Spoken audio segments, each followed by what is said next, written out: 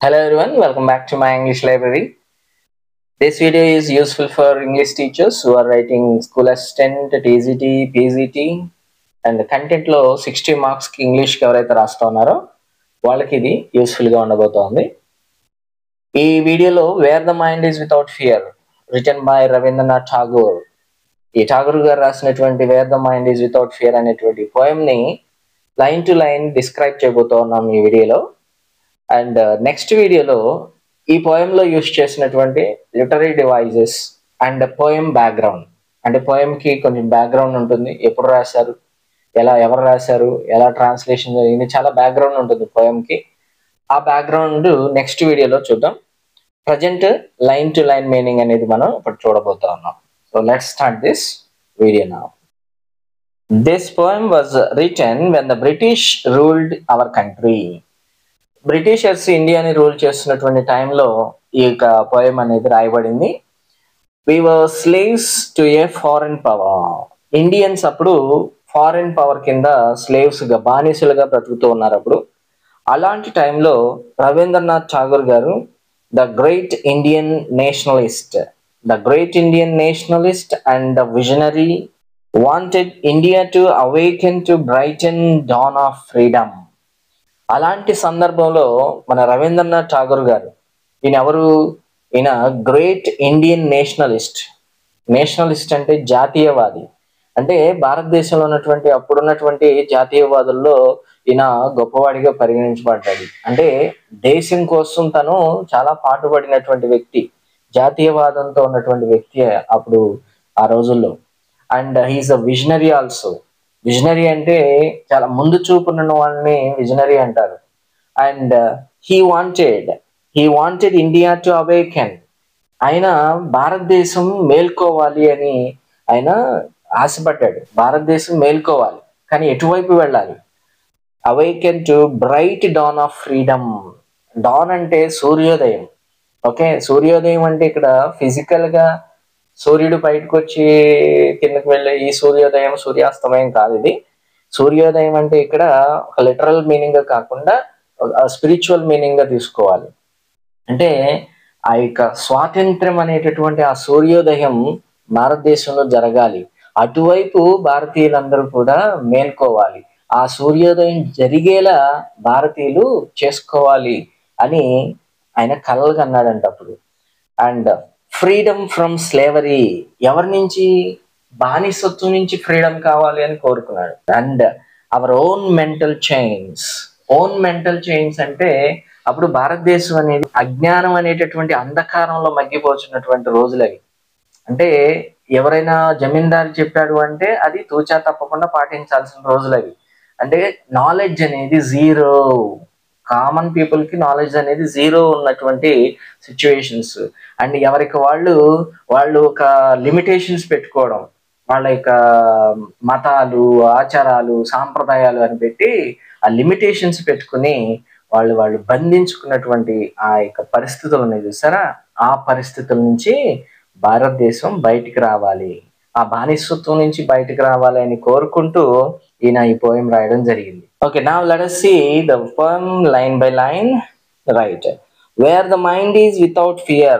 అంటే ఇక్కడ ఈ పోయం ని ఫస్ట్ వర్డ్ బై వర్డ్ చూసే ముందు అసలు పోయం అనేది ఎలా ఉండబోతుంది అనేది చూద్దాం. ఈ పోయం అనేది రవీంద్రనాథ్ ఠాగూర్ గారు దేవునితో మాట్లాడుతున్నట్లుగా, అంటే ఒక దేవునికి ప్రార్థన చేస్తున్నట్లుగా ఈ పోయం ని రాయడం జరిగింది. ఏమని రాస్తూ ఉన్నాడు, ఏమని ప్రార్థన చేస్తూ ఉన్నాడంటే, ఈయన wear the mind is without fear, ఎక్కడైతే భయం లేకుండా. ఇక్కడ మైండ్ అంటే ఇక్కడ మనసు అంటారు యాక్చువల్గా. అయితే అది దాన్ని ఎవరి మనసు అన్నాడు? ప్రజల గురించి ఉద్దేశించి చెప్తా ఉన్నాడు. ప్రజల కోసం ఆయన రిప్రజెంటేషన్ తీసుకుని రవీంద్రనాథ్ ఠాగూర్ గారు దేవునికి ప్రార్థన చేస్తా ఉన్నాడు. ఏమని? నా ప్రజలు ఎక్కడైతే భయం లేకుండా జీవించగలుగుతారో. ఇక్కడ వేర్ అనేది ఎక్కడైతే అనేది ఇక్కడ రిలేటివ్ ప్రొనౌన్ గా రాయడం జరిగింది. ఓకే, వేర్ అంటే ఇక్కడ రిలేటివ్ ప్రొనౌన్, క్వశ్చన్ వర్డ్ కాదు అది. ఎక్కడ అనేది కాదు, ఎక్కడైతే నా ప్రజలు భయం అనేది లేకుండా ఉంటారో. And head is held high, సగర్వంగా తలెత్తుకుని, హెల్డ్ హై అంటే తలెత్తుకుని జీవించగలరు. Where knowledge is free, where knowledge is free. Knowledge అంటే ఇప్పుడు అప్పట్లో ఇది 1910 అరౌండ్ ఇన్ రాసినటువంటి పోయం ఇది 1910 ఐ థింక్. 1910 అంటే ఆ యొక్క నేషనలిస్ట్ మూవ్మెంట్ అనేది చాలా సివియర్ గా ఉన్నటువంటి పరిస్థితులు. అది ఫ్రీడమ్ గురించి ఫైట్ చేసినటువంటి ఒకటైతే, ఇంకొకటి సామాజికంగా కూడా చాలా లిమిటేషన్స్ ఉన్నాయి. సొసైటీలో ఈ తక్కువ కులాలని, తక్కువ మతం అని, తక్కువ ప్రజలని, తక్కువ జాతి అని ఇలా చాలా చిన్న చూపు చూస్తున్నటువంటి ఆ యొక్క ఉన్నత వర్గాల వాళ్ళు ఈ యొక్క తక్కువ కులాల్లో ఉన్న వాళ్ళకి చదువుకునే హక్కుని ఇవ్వకపోవడం, అండ్ ఆడపిల్లలు అనే వాళ్ళు స్కూల్కి వెళ్ళకూడదు అనేటటువంటి ఒక రిస్ట్రిక్షన్ ఉండడం. సో ఇలాంటివి చాలా రకాలైనటువంటి సోషల్ ఈవిల్స్ అనేవి చాలా ఎక్కువగా ఉన్నటువంటి పరిస్థితులు అవి. ఓకే, సో ఇక్కడ చదువుకోవడం, నాలెడ్జ్ అంటే ఇక్కడ ఆయన ఉద్దేశం ఏంటంటే చదువుకోవడం, నాలెడ్జ్ అనేది ఉచితంగా దొరకాలి, రిస్ట్రిక్షన్స్ లేకుండా, డిస్క్రిమినేషన్ లేకుండా, నువ్వు గొప్పవాడివా, సామాన్యుడివా, పేదవాడివా, ధనికుడివా అనేటటువంటి ఈ రిస్ట్రిక్షన్స్ ఆర్ డిస్క్రిమినేషన్స్ అనేవి లేకుండా అందరికీ వేర్ ఎక్కడైతే నాలెడ్జ్ అనేది ఉచితంగా లభిస్తుందో, where the world has not been broken. ఇక్కడ వరల్డ్ అంటే సమాజం తీసుకోవచ్చు. ఎక్కడైతే ప్రపంచం అంటే సమాజం హ్యాస్ నాట్ బీన్ బ్రోకెన్, పగిలిపోకుండా అంటే మొక్కలైపోకుండా ఉంటుందో, ఎక్కడైతే సమాజం మొక్కలైపోకుండా ఉంటుందో, ఎలా అప్ ఇంటూ ఫ్రాగ్మెంట్స్. ఓకే, ఎట్లా మొక్కలవుతుంది సమాజం? చిన్న చిన్న మొక్కలకు. ఇక్కడ ఫ్రాగ్మెంట్స్ అంటే ఏం లేదు, పీసెస్. ఓకే, ఫ్రాగ్మెంట్స్ అంటే పీసెస్, చిన్న చిన్న మొక్కలుగా సమాజం ఎక్కడైతే విడిపోదో. ఓకే, ఎలా విడిపోతుంది సమాజం అనేది? By narrow domestic walls. By narrow అంటే ఇరుకైన. ఓకే, నారోనెస్ ఆపోజిట్ ఏంటంటే బ్రాడ్ అని అంటాం. So narrow domestic walls. ఇక్కడ డొమెస్టిక్ వాల్స్ అన్నాడు. డొమెస్టిక్ వాల్స్ అంటే మీరు అనుకున్నటువంటి ఇంటికి ఇంటికి మధ్య ఉండేటటువంటి గోడలు కాదు ఇవి. డొమెస్టిక్ వాల్స్ అంటే ఆంతరంగిక గోడలు. ఆంతరంగిక గోడలు అంటే మనిషి తన హృదయంలో చాలా గోడలు కట్టుకుంటాడు. ఇది నావాడేనా, ఇది నా కులమేనా, ఇది నా మతమేనా, ఇది మావాడేనా, ఇలాంటివి చాలా గోడలు ఉన్నాయి. ఓకే, సో ఇలాంటి వాల్స్. ఓకే, ఇలాంటి వాల్స్ కట్టుకుని ప్రజలు చిన్న చిన్న మొక్కలుగా ఈడిపోకుండా. ఇది ఏ ఉద్దేశంతో రాశాడంటే, అప్పుడు 1905లో లార్డ్ కర్జన్ గారు డివైడ్ అండ్ రూల్ అనేటటువంటి ఒక ప్రిన్సిపల్ తీసుకురావడం జరిగింది. బెంగాల్ డివైడ్ అండ్ రూల్ అంటే చాలా ఫేమస్. లార్డ్ కర్జన్ గారు చేశారు. అప్పుడు బ్రిటిషర్స్ చెప్పిన రీజన్ ఏంటంటే, చాలా పెద్దగా ఉన్నటువంటి బెంగాల్ని అంత ఈజీగా పరిపాలించడం కుదరట్లేదు కాబట్టి ఫర్ కన్వీనియన్స్ సేక్, ఓకేనా, for convenience sake we are dividing Bengal అని చెప్పి బెంగాల్ని 2 ముక్కలు చేయడం జరిగింది. అప్పుడు 1905లో జరిగింది. అది లార్డ్ కర్జన్ గారు చేశారు. ఓకే, అయితే ఇప్పుడు ఆ డివిజన్కి వ్యతిరేకంగానే ఈ మాట చెప్పాడు. ఎందుకని? మతం పేరు చెప్పి హిందూ ముస్లిం అని చెప్పి ఆ బెంగాల్ డివిజన్ అనేది జరిగింది. బెంగాల్ డివిజన్ జరిగిపోయింది అంటే ఇప్పుడు హిందూస్ ముస్లిమ్స్ సపరేట్ అయిపోయారు అంటే వీళ్ళు రిలీజియస్ పర్పస్ చెప్పుకుని కొట్టుకు చేస్తారు, మన మీద రాకుండా ఉంటారు అన్న పర్పస్ తో అప్పుడు బెంగాల్ డివిజన్ అనేది చేయడం జరిగింది. దానికి తగ్గట్టుగా నారో డొమెస్టిక్ వాల్స్, మనిషికి మధ్య మతం అని, కులం అని, రిచ్ పూర్, ఓకే, ఇలాంటి వాల్స్ అని మనిషికి కట్టుకున్నారు. ఎక్కడైతే అలాంటి గోడలు, ఆంతరంగిక గోడలు మనుషులు తన హృదయాల్లో కట్టుకోకుండా ప్రపంచం అనేది చిన్న చిన్న ముక్కలుగా విడిపోకుండా ఉంటుందో అక్కడికి where words come out from the depths of truth. అంటే కన్నింగ్నెస్ లేకుండా, డెప్త్స్ ఆఫ్ ట్రూత్ అంటే మనం మాట్లాడే మాట మన హృదయ లోతుల్లో నుంచి రావాలి, అది నిజమై ఉండాలి. ఎక్కడైతే ప్రజలు నిజం మాత్రమే పలుకుతారో, అంటే అబద్ధం ఎప్పుడు చెప్పాలి? ఎదుటివాడిని మోసం చేస్తాం అనుకున్నప్పుడు చెప్పాలి, అప్పుడే కదా అబద్ధం చెప్పాల్సిన పరిస్థితి వస్తుంది. చీట్ చేయాలి అనుకున్నప్పుడే కదా అబద్ధం చెప్పేది. ఎక్కడైతే ప్రజలు ఎదుటివాడిని మోసం చేయకుండా ఆ యొక్క నిజం అనేటటువంటి ఆ ప్రపంచంలో బ్రతుకుతారో అండ్ ఆ పదాలు మనం మాట్లాడే మాటలు నిజం అనేటటువంటి లోతుల్లో నుంచి రావాలి. అంతేగాని ఆ గొంతులో నుంచి ఇక్కడ రావడం కాదు.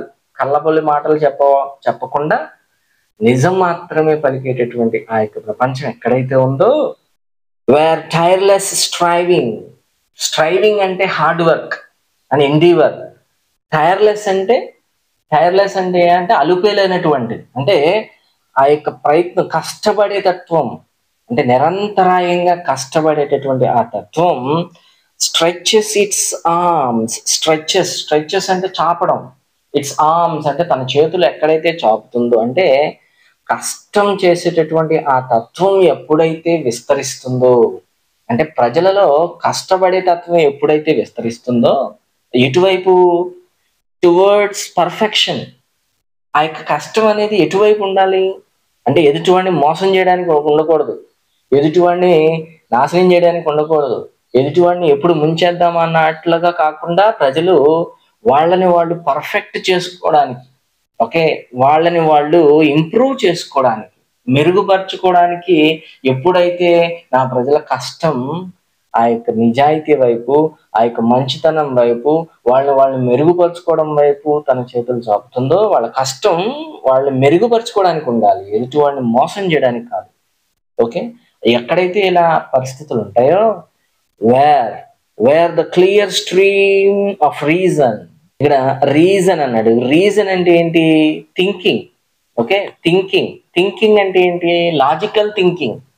లాజికల్ గా ఉండాలి. రీజన్ అంటే లాజికల్ థింకింగ్ ఉండాలి.